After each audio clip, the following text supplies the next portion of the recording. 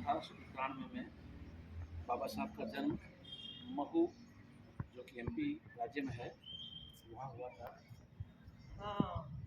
बाबा साहब शुरू से ही प्रतिभा के धनी थे। एक बहुत अच्छे विधिवेत्ता, बहुत अच्छे राजनीतिज्ञ और बहुत अच्छे समाज सेवी कार्यकर्ता थे। बाबा साहब के दिखाए रास्ते से, उस पथ से ही आज हमारा देश आगे बढ़ रहा है। उनके बनाए गए नियमावली से, जिसको हम आज संविधान कह रहे हैं, कानून कह रहे हैं, आज हमारा देश उसी से ही चल रहा है। जिस देश में कानून नहीं होता है वहाँ अराजकता होती है, सिर्फ और सिर्फ अराजकता।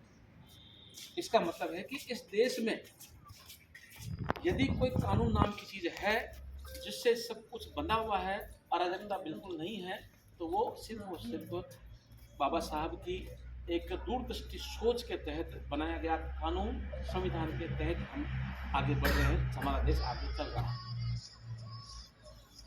बाबा साहब जब देश आज़ाद हुआ था, उस समय संविधान बनाने की बहुत बड़ी जिम्मेदारी संविधान सभा की थी।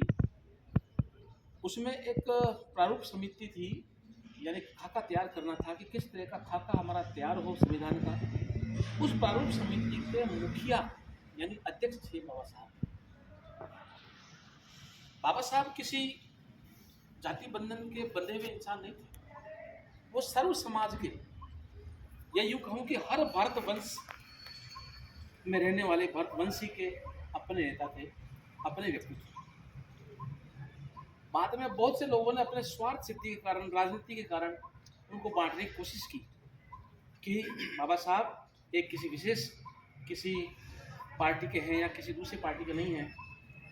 ये सरासर गलत है। बाबा साहब किसी एक पार्टी के नहीं हो सकते। जब संविधान हम सबका समान रूप से लागू करने का हमारे पास नियम है, हमको मानना है, तो फिर बाबा साहब किसी एक पार्टी के कैसे हो सकते हैं? बाबा साहब हम सबके हैं। बाबा साहब ने समाज से छुआछूत दूर करने के लिए बहुत बड़े काम किए हैं। उनकी जो मंशा थी, अब धीरे धीरे पूर्ण होती की रूप आगे बढ़ रही है। एक उस समय छुआछूत थी, समाज में ऊंच नीच की भावना थी। आज हम देख रहे हैं कि वो भावना धीरे धीरे काफ़ी कुछ कम हो चुकी है, और आने वाले कुछ सालों में मुझे लगता है कि वो धीरे धीरे बिल्कुल समाप्त हो जाएगी। देखिए, मैं फिर कह रहा हूँ, हिंदू समाज को बांटा गया था। उनकी मंशा थी, शुरू में जब अंग्रेज आए तो उनको पता था कि समाज को बांट के ही हम राज कर सकते हैं, तो उन्होंने राज किया, खूब सालों तक राज किया। और यही मंशा जब पीछे वाले जब राजनीति की पार्टियां उत्पन्न हुई, तो उनको भी लगा कि जब इस समाज को बांट देंगे तभी हम हमारी आकांक्षा पूरी कर पाएंगे। और निश्चित रूप से हमारे समाज को धीरे धीरे तोड़ने का, उनको बरगलाने का, उनको खिलाफ बोलने का खूब षड्यंत्र रचा गया। उसमें विदेशी ताकतें भी शामिल हैं। केवल हमारे देश के ही कुछ पार्टियां ही नहीं, उसमें विदेशी ताकतें भी शामिल है कि ये देश मजबूत नहीं बनना चाहिए, ये देश ऐसा दुनिया में सर्वोपरि नहीं होना चाहिए।